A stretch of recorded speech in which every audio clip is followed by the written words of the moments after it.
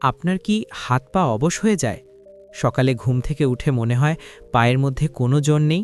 হাঁটতে গেলে পা ভারী লাগে, যেন কেউ পায়ে সীসা ঝুলিয়ে দিয়েছে?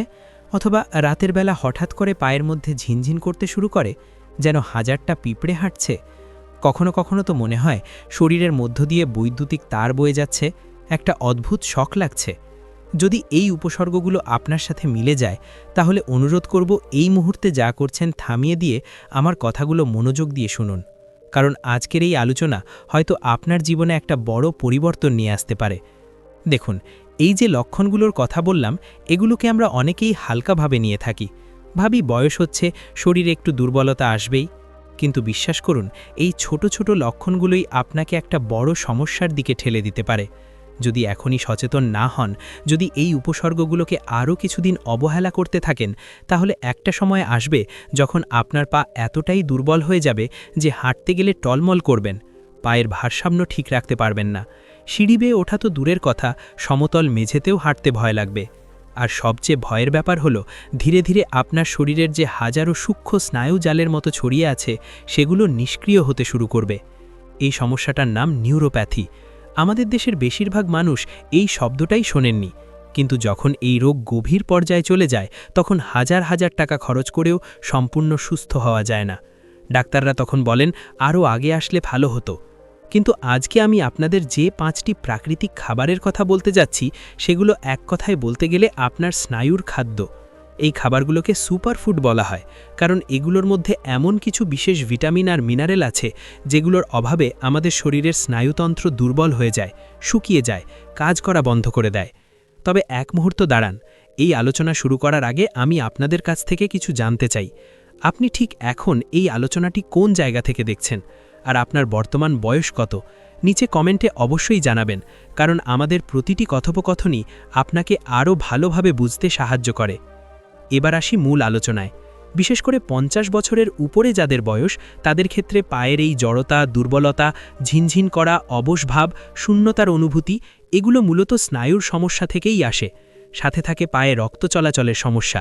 ধীরে ধীরে রক্তের সরবরাহ কমতে থাকে, তখন পায়ে ব্যথা হয়, ফোলা ভাব আসে, হাঁটতে কষ্ট হয়। অনেকের মনে এমন ভয়ও ঢুকে যায় যে হয়তো একদিন আর হাঁটতে পারবেন না।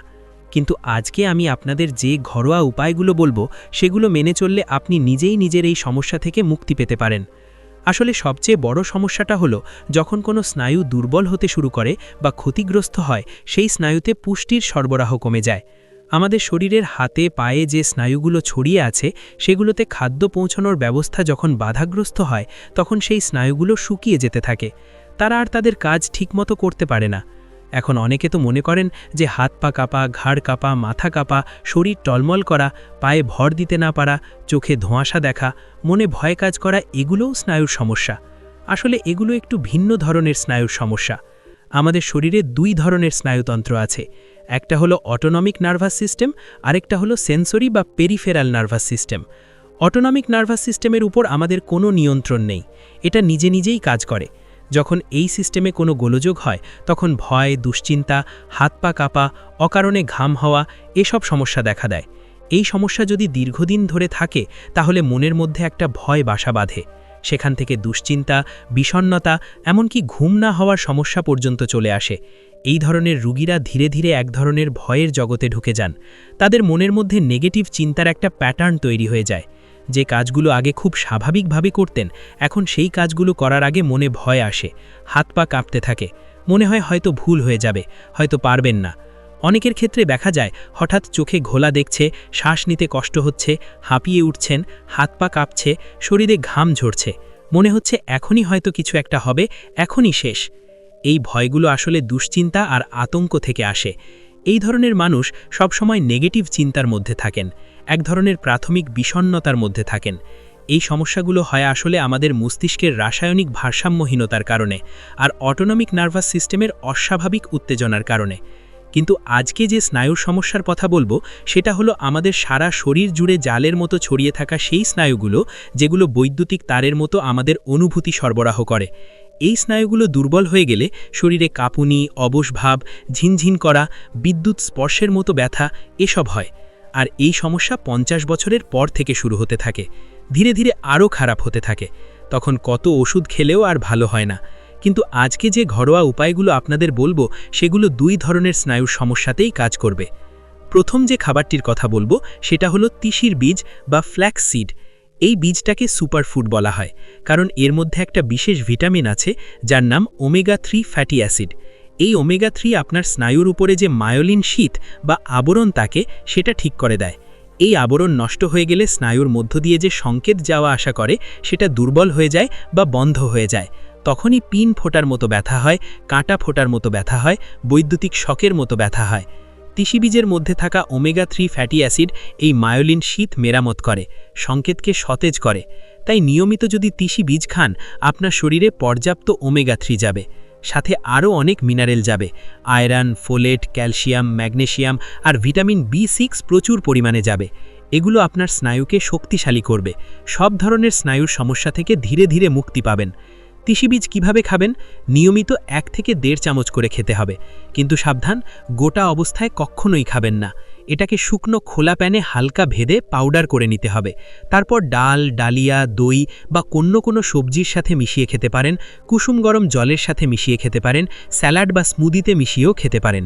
যেভাবেই খান, প্রতিদিন 1 থেকে 1.5 চামচ খেলে আপনার স্নায়ুর সমস্যায় অসাধারণ উপকার পাবেন।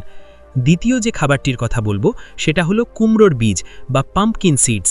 কুমড়োর বীজের মধ্যে প্রচুর পরিমাণে ম্যাগনেসিয়াম থাকে। এই ম্যাগনেসিয়াম এমন একটা গুরুত্বপূর্ণ খনিজ যেটা আপনার স্নায়ুর যে ক্ষয়ক্ষতি হয়েছে সেগুলো মেরামত করে দেয়। স্নায়ু দুর্বল হয়ে গেলে, পুষ্টির অভাব হলে এই ম্যাগনেসিয়াম সেই ঘাটতি পূরণ করে দেয়। ম্যাগনেসিয়াম যেমন হাড়ের জন্য জরুরি, তেমনি স্নায়ুর জন্য সমান জরুরি। এছাড়া কুমড়োর বীজে আছে vitamin B1, vitamin B3, vitamin B9, iron, magnesium, potassium, folate, zinc, আরও কত কি। এগুলো আপনার শরীরে প্রোটিনের ঘাটতি পূরণ করে, সাথে সাথে স্নায়ুর যেসব পুষ্টি উপাদান প্রয়োজন সেগুলোর চাহিদাও ঠিকমতো মেটায়। নিয়মিত যদি 1 থেকে 2 চামচ, সর্বোচ্চ 3 চামচ কুমড়োর বীজ খেতে পারেন, সেটা আপনার জন্য ওষুধের মতো কাজ করবে। কিভাবে খাবেন? 3 চামচ কুমড়োর বীজ শুকনো খোলা প্যানে ভেজে পাউডার করে নিন। তারপর ডাল, সবজি, তরকারি, দই, দুধ যে কোনো খাবারের সাথে মিশিয়ে খান। স্নায়ুর দুর্বলতায় অসাধারণ উপকার পাবেন। তৃতীয় যে বীজটির কথা বলবো সেটা হলো চিয়া বীজ বা চিয়া সিডস। এই চিয়া বীজ এমন একটা গুরুত্বপূর্ণ জিনিস যার মধ্যে এমন কিছু যৌগ আছে যেগুলো স্নায়ু মেরামত করে। শুধু স্নায়ুর সমস্যাই নয়, আপনার যদি ডায়াবেটিস থাকে, মোটা হয়ে গেছেন, সেই সব সমস্যাও দূর করে। চিয়া বীজের মধ্যে এমন কিছু গুরুত্বপূর্ণ খনিজ আর যৌগ থাকে যেগুলো ডিমের থেকে কয়েক গুণ বেশি প্রোটিন দেয়। আপনার পায়ের শক্তি, স্নায়ুর শক্তি হারিয়ে যাওয়ার পেছনে আপনার শরীরে প্রোটিনের যে উৎকৃষ্ট উৎস সেটাও জরুরি। অনেকে মনে করেন ডিম খেলে বা মাংস খেলে প্রোটিন পাওয়া যায়। সেই প্রোটিন শরীরের মাত্রা যেমন দ্রুত বাড়ে তেমনি দ্রুত কমেও যায়। কিন্তু চিয়া বীজ নিয়মিত খেলে এর মধ্যে এমন একটা পদার্থ আছে যেটা জলের সংস্পর্শে ফুলে যায়। চিয়া বীজ খাওয়ার পর পেটে গিয়ে ফুলে যায়, জেলের মতো জিনিস তৈরি করে, পেটের মধ্যে একটা স্তর তৈরি করে। এর মধ্যে যে বিশেষ প্রোটিন থাকে সেটা দ্রুত হজম হয় না, ধীরে ধীরে হজম হয়। তাই ফ্রান্সের কিছু যোদ্ধা ছিলেন, তারা যুদ্ধে যাওয়ার আগে 1 মুঠো চিয়া বীজ জলের সাথে খেয়ে নিতেন। সারাদিন যুদ্ধ করার জন্য যে শক্তি দরকার সেটা তারা পেয়ে যেতেন, কখনো শক্তির অভাব হতো না। চিয়া বীজ খাওয়ার কিছু নিয়ম আছে। গোটা অবস্থায় খাওয়া যায় না। 1 থেকে 1.5 চামচ, সর্বোচ্চ 2 চামচ চিয়া বীজ রাতে জলে ভিজিয়ে রাখতে হবে। জলে ভিজিয়ে রাখলে ফুলে যাবে, জেলের মতো হয়ে যাবে। তারপর 1 থেকে 1.5 চামচ করে দই, দুধ, স্মুদি বা স্যালাডের সাথে মিশিয়ে খেতে পারেন। শরীরে যেমন উৎকৃষ্ট প্রোটিনের উৎস যাবে, তেমনি আরও গুরুত্বপূর্ণ যেসব খনিজ আছে সেগুলোও যাবে, যেগুলো আপনার স্নায়ুকে শক্তিশালী করবে। এবার 2টো ঘরোয়া উপায়ের কথা বলি, যেগুলো আপনার শরীরের প্রদাহ কমাবে। মূলত প্রদাহ বা অক্সিডেটিভ ক্ষতির কারণেই স্নায়ুগুলো ধীরে ধীরে নষ্ট হতে থাকে, দুর্বল হতে থাকে। এমন 2টো খাবারের কথা বলবো যেগুলো আপনার শরীরের প্রদাহ মুছে দেবে, অক্সিডেটিভ ক্ষতিগুলো দূর করবে। প্রথমটি হলো হলুদ বা টার্মেরিক। হলুদের গুঁড়োর মধ্যে একটা বিশেষ যৌগ থাকে যার নাম কারকিউমিন। এটা এক ধরনের শক্তিশালী অ্যান্টিঅক্সিডেন্ট। একে মাস্টার অ্যান্টিঅক্সিডেন্ট বলা হয়। এই অ্যান্টিঅক্সিডেন্ট আপনার শরীরে অক্সিডেশনের কারণে যে ফ্রি র্যাডিক্যাল তৈরি হয় সেগুলো ধ্বংস করে দেয়। তাতে শরীরে প্রদাহ তৈরি হয় না, অক্সিডেটিভ চাপ তৈরি হয় না, যেগুলো স্নায়ু নষ্ট করে, মস্তিষ্কের ক্ষতি করে, রাসায়নিক ভারসাম্য নষ্ট করে, যে কারণে অটোনমিক নার্ভাস সিস্টেমের অস্বাভাবিক উত্তেজনায় ভয়, দুশ্চিন্তা, বিষণ্ণতা, অনিদ্রা তৈরি হয়। সেই সমস্যাগুলোও দূর করে। হলুদের মধ্যে থাকা কারকিউমিন একদিকে যেমন অক্সিডেশনের সমস্যা দূর করে ফ্রি র্যাডিক্যাল মেরে দেয়, অন্যদিকে এটা শক্তিশালী প্রদাহরোধী, শরীরে যে কোনো ধরনের প্রদাহ বা ব্যথা খুব সুন্দরভাবে কমিয়ে দেয়। তাই নিয়মিত হলুদ খেলে এটা আপনার স্নায়ুর সমস্যার জন্য সুপার মেডিসিনের মতো কাজ করবে। কিভাবে খাবেন? সকালে গরম জলের মধ্যে আধ চামচ হলুদের গুঁড়ো আর 2 চিমটে গোলমরিচের গুঁড়ো মিশিয়ে খাবেন। কারকিউমিন শোষণের জন্য গোলমরিচের মধ্যে থাকা পাইপেরিন যৌগটা খুব জরুরি। এছাড়া রাতে কুসুম গরম দুধের মধ্যে আধ চামচ হলুদের গুঁড়ো আর 2 চিমটে গোলমরিচের গুঁড়ো মিশিয়ে নিয়মিত খান। দেখবেন শরীরের প্রদাহ, ব্যথা, বেদনার সমস্যা সুন্দরভাবে কমে যাবে। পিন ফোটার মতো ব্যথা, কাঁটা ফোটার মতো ব্যথা, বৈদ্যুতিক শকের মতো ব্যথা সব সুন্দরভাবে কমে যাবে। সাথে সাথে পায়ে বা হাতে যে শক্তি পাচ্ছিলেন না, সেই শক্তি ফিরে পাবেন। দ্বিতীয় যে জিনিসটির কথা বলবো সেটা হলো আদা বা জিঞ্জার। আদার মধ্যে শক্তিশালী প্রদাহরোধী উপাদান আছে। একে প্রাকৃতিক ব্যথানাশক বলা হয়, কারণ এর মধ্যে জিঞ্জেরল নামে একটা যৌগ থাকে। এই যৌগটা শরীরের ব্যথা বেদনা খুব সুন্দরভাবে দূর করে। আর দেখুন, আপনি ব্যথানাশক ওষুধ খেলে কিছুক্ষণের জন্য ব্যথা কমে, কিন্তু আদা খেলে দীর্ঘমেয়াদে আপনার ব্যথা নিয়ন্ত্রণে থাকবে, প্রদাহ কমে যাবে। প্রতিদিন 1 থেকে 2 ইঞ্চি আদা ছোট ছোট টুকরো করে 1 গ্লাস জলে দিয়ে ফুটিয়ে নিন। হালকা আঁচে যখন 1 কাপ হয়ে যাবে তখন ছেঁকে নিয়ে পান করুন। অথবা কাঁচা অবস্থায়ও 1 টুকরো আদা খেতে পারেন, 1 থেকে 1.5 সেন্টিমিটার মতো। এটা আপনার জন্য খুবই উপকারী হবে। পরের পয়েন্টে যাওয়ার আগে আপনার কাছে একটি ছোট্ট অনুরোধ রইল। আমার এই চ্যানেল সুস্থ লাইফ শুধু একটি ইউটিউব প্ল্যাটফর্ম নয়, এটি আমাদের একটি পরিবার, যেখানে আমি এবং আপনি একসঙ্গে চেষ্টা করি 60 বছরের ঊর্ধ্বে সকল মানুষের জীবনে একটু স্বাস্থ্য, একটু সচেতনতা এবং একটু ভালো থাকার আলোর দিশা এনে দিতে। আমি নিয়মিত আপনাদের জন্য নিয়ে আসি এমন সব গুরুত্বপূর্ণ তথ্য যেগুলো আপনার বা আপনার কাছের মানুষের জীবনে বাস্তব উপকারে আসতে পারে। তাই অনুরোধ করব, এই আলোচনা যদি আপনার ভালো লাগছে তাহলে একবার লাইক করে দিন আর চ্যানেলটি সাবস্ক্রাইব করে রাখুন, যাতে ভবিষ্যতে এমন কোনো গুরুত্বপূর্ণ তথ্য আপনার চোখ এড়িয়ে না যায়। এবার আপনাদের বলে রাখি যে ম্যাগনেসিয়াম যেমন আমাদের স্নায়ুর জন্য খুব জরুরি, তেমনি বি গোষ্ঠীর ভিটামিনগুলো অত্যন্ত গুরুত্বপূর্ণ, যেমন ভিটামিন B1, B3, B6, বিশেষত ভিটামিন B12, ভিটামিন B9 যাকে ফোলেট বলা হয়, ভিটামিন B6 যাকে পাইরিডক্সিন বলা হয়, এগুলো স্নায়ুর জন্য অত্যন্ত জরুরি। এজন্য মাছ, মাংস, ডিম, দুধ, দই, পনির, ঘি এই ধরনের খাবার খেতে হবে। কলিজা খেতে পারেন, মগজ খেতে পারেন, সর্ষে শাক, পালং শাক, ব্রকলি খেতে পারেন, মেথি শাক খেতে পারেন। আরেকটা কথা বলে রাখি, যদি আপনার বাড়ির আশেপাশে সজনে শাক থাকে, এই সজনে শাক সব খনিজের ভাণ্ডার, পুষ্টির ভাণ্ডার। এই সজনে শাক শুকিয়ে পাউডার করে গরম জল বা দুধ বা দইয়ের সাথে মিশিয়ে খেতে পারেন। সবজি, তরকারি, ডাল, ডালিয়ার সাথে মিশিয়েও খেতে পারেন। এতেও আপনার স্নায়ুর সব ধরনের পুষ্টি পেয়ে যাবেন।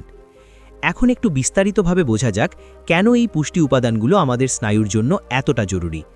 আমাদের শরীরের স্নায়ুগুলো আসলে বৈদ্যুতিক তারের মতো কাজ করে। এই তারগুলোর মধ্য দিয়ে সংকেত যায় আসে। যখন আপনি কোনো কিছু স্পর্শ করেন, সেই অনুভূতি স্নায়ুর মধ্য দিয়ে মস্তিষ্কে পৌঁছায়। আবার মস্তিষ্ক থেকে যখন কোনো নির্দেশ আসে, সেটা স্নায়ুর মধ্য দিয়ে আপনার হাতে পায়ে পৌঁছায়। এই পুরো ব্যবস্থাটা চলতে থাকে খুব দ্রুত, মুহূর্তের মধ্যে। কিন্তু যখন স্নায়ুর ওপরের আবরণ নষ্ট হয়ে যায়, যখন স্নায়ুতে পুষ্টির অভাব হয়, তখন এই সংকেত পাঠানোর ব্যবস্থা দুর্বল হয়ে যায়। তখনই শুরু হয় সমস্যা। ভাবুন তো, আপনার বাড়িতে যদি বৈদ্যুতিক তারের বাইরের আবরণ ছিঁড়ে যায় তাহলে কি হয়? বিদ্যুৎ ঠিকমতো যায় না, শর্ট সার্কিট হয়, ঝিকিমিকি করে। ঠিক তেমনি আপনার স্নায়ুর আবরণ নষ্ট হলে সংকেত ঠিকমতো যায় না। তখন আপনার মনে হয় পায়ে পিঁপড়ে হাঁটছে, কাঁটা ফুটছে, বিদ্যুৎ লাগছে। এটাই স্নায়ুর সমস্যার প্রথম লক্ষণ। আর এই সমস্যা থেকে বাঁচতে হলে স্নায়ুকে পুষ্টি দিতে হবে। সেই পুষ্টি আপনি পাবেন এই প্রাকৃতিক খাবারগুলো থেকে। এখন অনেকেই প্রশ্ন করতে পারেন, এই খাবারগুলো কতদিন খেতে হবে, কত তাড়াতাড়ি ফল পাওয়া যাবে? দেখুন, প্রকৃতির নিয়ম হলো ধৈর্য। ওষুধ খেলে হয়তো তাড়াতাড়ি কিছুটা আরাম পাবেন, কিন্তু সেটা সাময়িক। আর প্রাকৃতিক খাবার খেলে সময় লাগে একটু বেশি, কিন্তু ফল হয় দীর্ঘস্থায়ী। সমস্যাটা শেকড় থেকে দূর হয়। তাই অন্তত 3 থেকে 6 মাস নিয়মিত এই খাবারগুলো খেতে হবে। তবে অনেকে 2-3 সপ্তাহেই পার্থক্য অনুভব করতে শুরু করেন। ব্যথা কমে আসে, পায়ে শক্তি ফিরে আসে, অবশ ভাব কমে আসে। আরেকটা গুরুত্বপূর্ণ বিষয় হলো জীবনযাপনের পদ্ধতি। শুধু খাবার খেলেই হবে না, আপনার দৈনন্দিন অভ্যাসেও কিছু পরিবর্তন আনতে হবে। যেমন হাঁটাচলা করতে হবে, প্রতিদিন অন্তত 20 থেকে 30 মিনিট হাঁটুন। হাঁটলে পায়ে রক্ত চলাচল বাড়ে, স্নায়ুতে পুষ্টি পৌঁছায়। তবে খেয়াল রাখবেন, শুরুতেই বেশি হাঁটতে যাবেন না, ধীরে ধীরে বাড়ান। প্রথম সপ্তাহে হয়তো 10 মিনিট, তারপর ধীরে ধীরে বাড়িয়ে 30 মিনিট করুন। পায়ের কিছু সহজ ব্যায়ামও করতে পারেন, যেমন বসে থেকে পায়ের আঙুলগুলো ভাঁজ করা, খোলা করা, পায়ের পাতা ঘড়ির কাঁটার দিকে ঘোরানো, তারপর উল্টো দিকে ঘোরানো, পা ওপরে তোলা, নামানো। এই সহজ ব্যায়ামগুলো পায়ের রক্ত চলাচল বাড়ায়, স্নায়ুকে সক্রিয় রাখে। দিনে 2 বার, সকাল সন্ধে 10-10 মিনিট করুন, দেখবেন খুব উপকার পাবেন। আরেকটা জিনিস যেটা খুব জরুরি, সেটা হলো ধূমপান ত্যাগ করা। যদি আপনি ধূমপান করেন, আজই ছেড়ে দিন। ধূমপান রক্তনালীকে সরু করে দেয়, রক্ত চলাচল কমিয়ে দেয়। তাতে স্নায়ুতে অক্সিজেন আর পুষ্টি কম পৌঁছায়, স্নায়ু আরও দুর্বল হয়ে যায়। তাই ধূমপান ছাড়া খুব জরুরি। অ্যালকোহল বা মদ্যপানও কমাতে হবে, এগুলো স্নায়ুর জন্য খুবই ক্ষতিকর। খাবার দাবারের দিকে আরও একটু মনোযোগ দেওয়া দরকার। যেসব খাবারে চিনি বেশি, ময়দার খাবার, প্রক্রিয়াজাত খাবার, এগুলো কমিয়ে দিতে হবে। এই খাবারগুলো শরীরে প্রদাহ বাড়ায়, রক্তে চিনির মাত্রা বাড়ায়, তাতে স্নায়ুর ক্ষতি হয়। তার বদলে তাজা সবজি, ফল, শস্যদানা, বাদাম এই ধরনের প্রাকৃতিক খাবার বেশি করে খান। এতে শরীর সুস্থ থাকবে, স্নায়ুও শক্তিশালী হবে। জল পান করার দিকেও নজর দিতে হবে। দিনে অন্তত 8 থেকে 10 গ্লাস জল পান করুন। জল শরীরের বিষাক্ত পদার্থ বের করে দেয়, রক্ত পরিষ্কার রাখে। রক্ত পরিষ্কার থাকলে স্নায়ুতে ভালো পুষ্টি পৌঁছায়, তাই জল পান করা খুব জরুরি। তবে একবারে বেশি খাবেন না, অল্প অল্প করে সারা দিন ধরে পান করুন। ঘুমের দিকেও খেয়াল রাখতে হবে। প্রতিদিন 7 থেকে 8 ঘন্টা ভালো করে ঘুমান। ঘুমের সময় শরীর মেরামত হয়, স্নায়ু পুনর্গঠিত হয়। ঘুম কম হলে শরীর দুর্বল হয়, স্নায়ুও দুর্বল হয়। তাই রাত 10টা-11টার মধ্যে ঘুমিয়ে পড়ার চেষ্টা করুন। সকালে তাড়াতাড়ি উঠুন। এই অভ্যাস স্বাস্থ্যের জন্য খুবই ভালো। মানসিক চাপ বা স্ট্রেস কমানোও জরুরি। অতিরিক্ত দুশ্চিন্তা, মানসিক চাপ এগুলো শরীরে কর্টিসল নামে একটা হরমোন বাড়িয়ে দেয়। এই হরমোন প্রদাহ বাড়ায়, স্নায়ুর ক্ষতি করে। তাই মানসিক চাপ কমাতে হবে। কিভাবে কমাবেন? প্রতিদিন কিছুক্ষণ ধ্যান করুন। চোখ বন্ধ করে বসে থাকুন, শ্বাস নেওয়ার প্রতি মনোযোগ দিন। গভীর শ্বাস নিন, ধীরে ধীরে ছাড়ুন। এতে মন শান্ত হয়, মানসিক চাপ কমে। দিনে 10-15 মিনিট করলেই হবে। পরিবারের সাথে, বন্ধুদের সাথে সময় কাটান। হাসি খুশি থাকুন। যা ভালো লাগে তাই করুন। কোনো শখের কাজ করুন, গান শুনুন, বই পড়ুন, বাগান করুন। এসব কাজ মনকে ভালো রাখে, মানসিক চাপ কমায়। আর মন ভালো থাকলে শরীরও ভালো থাকে। এটা মনে রাখবেন, শরীর আর মন আলাদা নয়, একসাথে জড়িত। একটা ভালো থাকলে আরেকটাও ভালো থাকে। এখন আপনাদের ডায়াবেটিসের একটা বিষয় বলে রাখি। যাদের ডায়াবেটিস আছে তাদের স্নায়ুর সমস্যা বেশি হয়, কারণ রক্তে চিনির মাত্রা বেশি থাকলে স্নায়ুর ক্ষতি হয়। এটাকে বলে ডায়াবেটিক নিউরোপ্যাথি। তাই ডায়াবেটিস থাকলে সেটা নিয়ন্ত্রণে রাখা খুব জরুরি। নিয়মিত ওষুধ খান, খাবার দাবারে সাবধান থাকুন, ব্যায়াম করুন। রক্তে চিনির মাত্রা নিয়ন্ত্রণে থাকলে স্নায়ুর ক্ষতি অনেকটা কমানো যায়।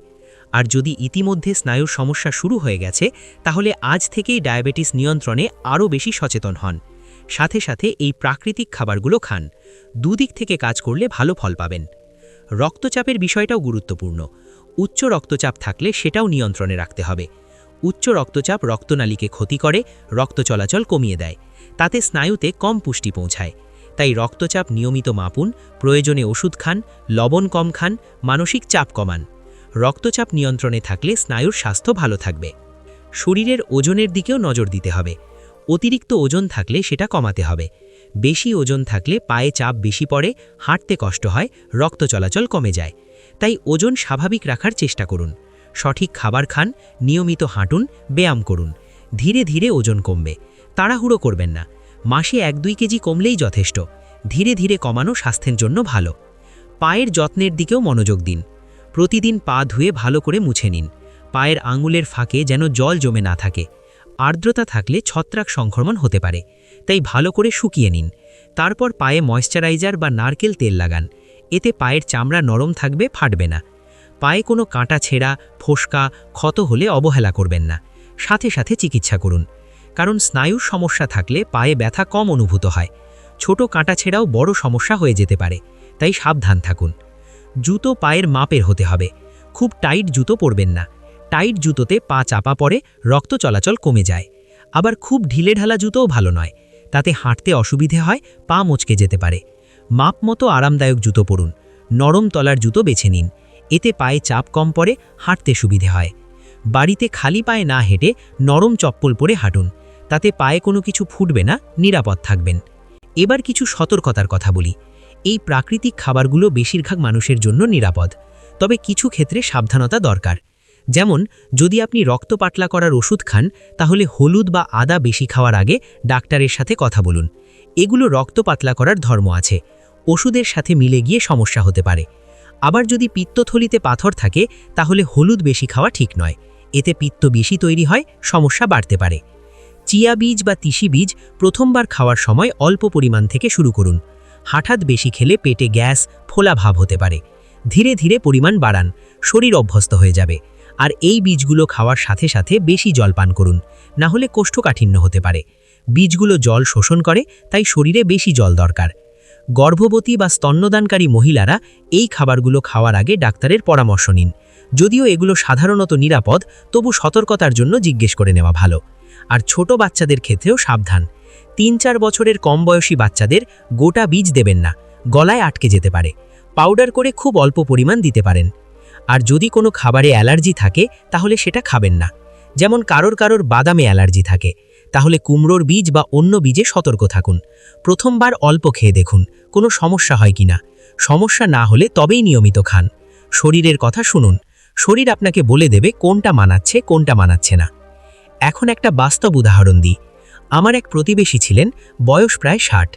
তিনি পায়ের ব্যথা আর অবশ ভাব নিয়ে খুব কষ্টে ছিলেন। হাঁটতে পারতেন না ঠিকমতো, রাতে ঘুম।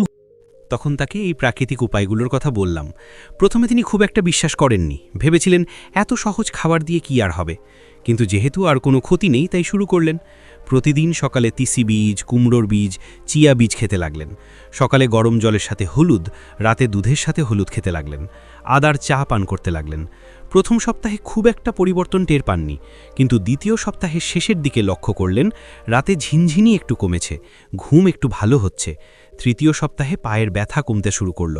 চতুর্থ সপ্তাহে তিনি নিজেই অবাক হয়ে গেলেন, হাঁটতে পারছেন অনেক সহজে, পায়ে শক্তি ফিরে আসছে। 3 মাস পর যখন দেখলাম তিনি একদম অন্য মানুষ, হাসি খুশি চলাফেরা করছেন স্বাভাবিকভাবে। তিনি বললেন, এত সহজ জিনিস কিন্তু কাজ হলো দারুণ। এখন তিনি নিয়মিত এই খাবারগুলো খান আর তার বন্ধুদেরও এই উপায় বলে দেন। এই গল্পটা বললাম এই জন্য যে আপনারা যাতে আশা হারিয়ে না ফেলেন। প্রকৃতি আমাদের সব দিয়েছে, শুধু জানতে হবে কিভাবে ব্যবহার করতে হয় আর ধৈর্য রাখতে হবে। এক সপ্তাহে ম্যাজিকের মতো সব ঠিক হবে না, সময় লাগবে, কিন্তু নিয়মিত চললে অবশ্যই ফল পাবেন। শুধু খাবার খেলেই হবে না, জীবনযাপনেও পরিবর্তন আনতে হবে, তবেই পূর্ণ সুফল পাবেন। এখন আরেকটা গুরুত্বপূর্ণ বিষয় বলি। যাদের ক্ষেত্রে দুশ্চিন্তা, বিষণ্ণতা, ভয়ের সমস্যা আছে, হাত পা কাঁপে, তাদের জন্য অশ্বগন্ধা খুব উপকারী। অশ্বগন্ধা একটা আয়ুর্বেদিক ভেষজ।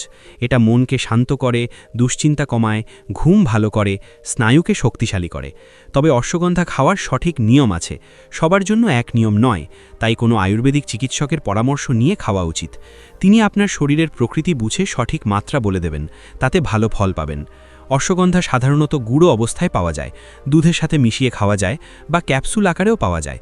তবে মনে রাখবেন, গর্ভবতী মহিলাদের অশ্বগন্ধা খাওয়া উচিত নয়।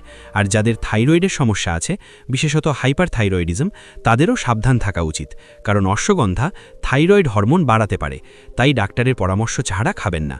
এছাড়া আরও কিছু ভেষজ আছে যেগুলো স্নায়ুর জন্য ভালো, যেমন ব্রাহ্মী। ব্রাহ্মী মস্তিষ্ক আর স্নায়ুর জন্য খুব উপকারী, স্মৃতিশক্তি বাড়ায়, মনোযোগ বাড়ায়, স্নায়ুকে শান্ত করে। ব্রাহ্মী পাতা শুকিয়ে গুঁড়ো করে খাওয়া যায় বা তাজা পাতা চিবিয়েও খাওয়া যায়, তবে এটাও আয়ুর্বেদিক চিকিৎসকের পরামর্শ নিয়ে খাওয়া ভালো। শঙ্খপুষ্পীও ভালো, এটা মস্তিষ্ক আর স্নায়ুর টনিক, দুশ্চিন্তা কমায়, ঘুম ভালো করে, মানসিক চাপ কমায়, এটাও গুঁড়ো করে খাওয়া যায়। তবে এগুলো একসাথে সব খাওয়ার দরকার নেই, একটা দুটো বেছে নিয়ে নিয়মিত খান। আর সব সময় বিশেষজ্ঞের পরামর্শ নিন, কারণ প্রত্যেকের শরীর আলাদা, যেটা একজনের জন্য ভালো সেটা আরেকজনের জন্য নাও হতে পারে। এখন ভিটামিন B12 বিষয়ে একটু বিস্তারিত বলি। এই ভিটামিনটা স্নায়ুর জন্য অত্যন্ত জরুরি, এর অভাবেই মূলত স্নায়ুর সমস্যা বেশি হয়। বিশেষত বয়স্ক মানুষদের ক্ষেত্রে এই ভিটামিনের ঘাটতি বেশি দেখা যায়, কারণ বয়স বাড়ার সাথে সাথে শরীর এই ভিটামিন শোষণ করার ক্ষমতা কমে যায়, তাই খাবার থেকে পর্যাপ্ত না পেলে সাপ্লিমেন্ট নেওয়া দরকার হতে পারে। ভিটামিন B12 পাওয়া যায় মূলত প্রাণীজ খাবারে, যেমন মাছ, মাংস, ডিম, দুধ, দই। যারা নিরামিষাশী তাদের ক্ষেত্রে এই ভিটামিনের ঘাটতি হবার সম্ভাবনা বেশি, তাই তাদের বিশেষভাবে খেয়াল রাখতে হবে। ফর্টিফাইড খাবার খেতে হবে, যেমন ফর্টিফাইড সিরিয়াল, সোয়া মিল্ক বা ডাক্তারের পরামর্শ নিয়ে সাপ্লিমেন্ট নিতে হবে। ভিটামিন B12 ঘাটতি হলে শুধু স্নায়ুর সমস্যাই নয়, রক্তস্বল্পতাও হতে পারে। ক্লান্তি লাগে, দুর্বল লাগে, মাথা ঘোরে। তাই এই ভিটামিনের মাত্রা ঠিক রাখা খুব জরুরি। বছরে একবার রক্ত পরীক্ষা করিয়ে দেখুন ভিটামিন B12 মাত্রা কেমন আছে। কম থাকলে ডাক্তারের পরামর্শ নিয়ে পূরণ করুন। ভিটামিন ডি এর বিষয়েও বলি, এই ভিটামিনটাও স্নায়ু আর হাড়ের জন্য জরুরি। ভিটামিন ডি এর অভাবে হাড় দুর্বল হয়, পেশি দুর্বল হয়, স্নায়ুর কাজেও ব্যাঘাত ঘটে। ভিটামিন ডি পাওয়া যায় সূর্যের আলো থেকে। প্রতিদিন কিছুক্ষণ রোদে থাকুন। সকালের রোদ বা বিকেলের রোদ ভালো, তবে দুপুরের কড়া রোদে নয়। আর কিছু খাবারেও ভিটামিন ডি আছে, যেমন মাছের তেল, ডিমের কুসুম, ফর্টিফাইড দুধ। যাদের ভিটামিন ডি এর ঘাটতি আছে তাদের সাপ্লিমেন্ট নিতে হতে পারে, কারণ খাবার থেকে পর্যাপ্ত পাওয়া মুশকিল। বিশেষত যারা বাড়িতে বেশি থাকেন, রোদে কম যান, তাদের ঘাটতি হওয়ার সম্ভাবনা বেশি। তাই রক্ত পরীক্ষা করে দেখুন, দরকার হলে ডাক্তারের পরামর্শ নিয়ে সাপ্লিমেন্ট নিন। এবার কিছু যোগব্যায়াম বা আসনের কথা বলি, যেগুলো স্নায়ুর জন্য ভালো। যোগব্যায়াম শরীর আর মনের সংযোগ তৈরি করে, স্নায়ুকে শান্ত করে, শক্তিশালী করে। প্রতিদিন কিছু সহজ আসন করলে খুব উপকার পাবেন। প্রথমে বলি পবন মুক্তাসন। এটা পেটের গ্যাস দূর করে, হজম ভালো করে, পায়ের রক্ত চলাচল বাড়ায়। শুয়ে থেকে এক পা ভাঁজ করে পেটের কাছে নিয়ে আসুন, 2 হাত দিয়ে ধরে রাখুন, কিছুক্ষণ থাকুন, তারপর ছেড়ে দিন। অন্য পা দিয়ে করুন, তারপর 2 পা একসাথে করুন। এটা প্রতিদিন 5-7 বার করুন। তারপর আছে সেতু বন্ধাসন। এটা মেরুদণ্ড মজবুত করে, পিঠের ব্যথা কমায়, পায়ের রক্ত চলাচল বাড়ায়। শুয়ে থাকুন, পা ভাঁজ করে মাটিতে রাখুন, হাত দুপাশে রাখুন। তারপর কোমর আর নিতম্ব উপরে তুলুন, কাঁধ আর পা মাটিতে থাকবে। শরীর একটা সেতুর মতো হবে। কিছুক্ষণ থাকুন, তারপর নামিয়ে নিন। এটা 5 বার করুন। শবাসনও খুব ভালো। এটা গভীর বিশ্রামের আসন। শরীর আর মন দুটোই শান্ত হয়। মেঝেতে চিত হয়ে শুয়ে পড়ুন, হাত দুপাশে রাখুন, হাতের তালু উপরের দিকে, পা একটু ফাঁক করে রাখুন, চোখ বন্ধ করুন, শরীরের প্রতিটি অংশ শিথিল করুন। শ্বাসের দিকে মনোযোগ দিন। 10-15 মিনিট এভাবে থাকুন, দেখবেন অসাধারণ শান্তি পাবেন। প্রাণায়ামও করতে পারেন, বিশেষত অনুলোম বিলোম। এটা নাক দিয়ে শ্বাস নেওয়া ছাড়ার একটা পদ্ধতি। এতে মন শান্ত হয়, মস্তিষ্কে অক্সিজেন যায়, স্নায়ু সতেজ হয়। সোজা হয়ে বসুন, ডান হাতের বুড়ো আঙ্গুল দিয়ে ডান নাক বন্ধ করুন, বাঁ নাক দিয়ে শ্বাস নিন। তারপর রিং ফিঙ্গার দিয়ে বাঁ নাক বন্ধ করুন, ডান নাক খুলে শ্বাস ছাড়ুন। তারপর ডান নাক দিয়ে শ্বাস নিন, ডান নাক বন্ধ করুন, বাঁ নাক খুলে শ্বাস ছাড়ুন। এভাবে 10-15 বার করুন। প্রতিদিন করলে খুব উপকার পাবেন। তবে যোগব্যায়াম শুরু করার আগে কোনো যোগ প্রশিক্ষকের কাছ থেকে শিখে নেওয়া ভালো। ভুল পদ্ধতিতে করলে ক্ষতি হতে পারে। সঠিক পদ্ধতি শিখে নিয়ে তারপর নিজে নিজে করুন। আর শুরুতে জোর করবেন না, যতটা পারেন ততটাই করুন। ধীরে ধীরে বাড়ান। শরীরের কথা শুনুন, ব্যথা লাগলে থামুন। এখন খাবার দাবারের আরও কিছু টিপস দিই। সবুজ শাকসবজি বেশি করে খান। পালং শাক, মেথি শাক, সর্ষে শাক, লাউ শাক, এগুলোতে প্রচুর ভিটামিন আর মিনারেল আছে। ফোলেট আছে, আয়রন আছে, ক্যালসিয়াম আছে, স্নায়ুর জন্য খুব ভালো। প্রতিদিনের খাবারে শাক রাখার চেষ্টা করুন। রঙিন সবজিও খান। গাজর, বিট, ক্যাপসিকাম, টমেটো, এগুলোতে অ্যান্টিঅক্সিডেন্ট আছে, প্রদাহ কমায়, কোষের ক্ষতি রোধ করে। তাই প্রতিদিনের সালাদে রঙিন সবজি রাখুন। কাঁচা খেতে পারলে বেশি পুষ্টি পাবেন, না পারলে হালকা সেদ্ধ করে খান। ফলমূলও নিয়মিত খান। কলা, আপেল, পেয়ারা, পেঁপে, আনার, যা পাওয়া যায় তাই খান। ফলে প্রচুর ভিটামিন, মিনারেল, ফাইবার আছে, হজম ভালো করে, শরীর সুস্থ রাখে। দিনে 2-3 রকম ফল খাবার চেষ্টা করুন। তবে ডায়াবেটিস থাকলে খুব মিষ্টি ফল কম খাবেন, পরিমিত পরিমাণে খাবেন। বাদাম খান প্রতিদিন। আখরোট, বাদাম, কাজু, পেস্তা, এগুলোতে স্বাস্থ্যকর চর্বি আছে, প্রোটিন আছে, ভিটামিন ই আছে, স্নায়ুর জন্য খুব ভালো। তবে বেশি খাবেন না, দিনে 1 মুঠো যথেষ্ট। রাতে জলে ভিজিয়ে রেখে সকালে খেতে পারেন, তাতে হজম ভালো হয়। মাছ খান নিয়মিত, বিশেষত সামুদ্রিক মাছে ওমেগা-3 ফ্যাটি অ্যাসিড বেশি থাকে। তবে নদীর মাছেও পুষ্টি আছে। সপ্তাহে 3-4 দিন মাছ খেতে পারলে ভালো। মাংসও খেতে পারেন, তবে পরিমিত পরিমাণে। বেশি লাল মাংস না খেয়ে মুরগি বা মাছ বেশি খান। ডিম খুব ভালো একটা খাবার। Protein, vitamin B12, vitamin D সব আছে। প্রতিদিন একটা ডিম খেতে পারেন। কোলেস্টেরল নিয়ে চিন্তা করবেন না। সাম্প্রতিক গবেষণা বলছে প্রতিদিন একটা ডিম খাওয়া নিরাপদ। তবে হার্টের সমস্যা থাকলে ডাক্তারের পরামর্শ নিন। দুধ, দই নিয়মিত খান। এতে ক্যালসিয়াম, প্রোটিন, ভিটামিন বি আছে, হাড় মজবুত করে, স্নায়ু সুস্থ রাখে। দুধ হজম না হলে দই খান। দইয়ে প্রোবায়োটিক আছে, হজম শক্তি বাড়ায়। তবে মিষ্টি দই না খেয়ে টক দই খান। মিষ্টি দইয়ে চিনি বেশি থাকে। ঘিও খেতে ভুলবেন না। ঘিতে স্বাস্থ্যকর চর্বি আছে, ভিটামিন এ, ডি, ই, কে আছে। মস্তিষ্ক আর স্নায়ুর জন্য ঘি খুব ভালো। দিনে 2-1 চামচ ঘি খান। ডালে বা ভাতে মিশিয়ে খেতে পারেন। বেশি খাবেন না, পরিমিত পরিমাণে খান। আস্ত শস্য দানা খান, বাদামি চাল, লাল আটা, ওটস, এগুলোতে ফাইবার আছে, ভিটামিন বি আছে, মিনারেল আছে। সাদা চালের বদলে বাদামি চাল খেলে বেশি পুষ্টি পাবেন। ময়দার রুটির বদলে আটার রুটি খান, এতে হজম ভালো হবে, রক্তে চিনির মাত্রাও নিয়ন্ত্রণে থাকবে।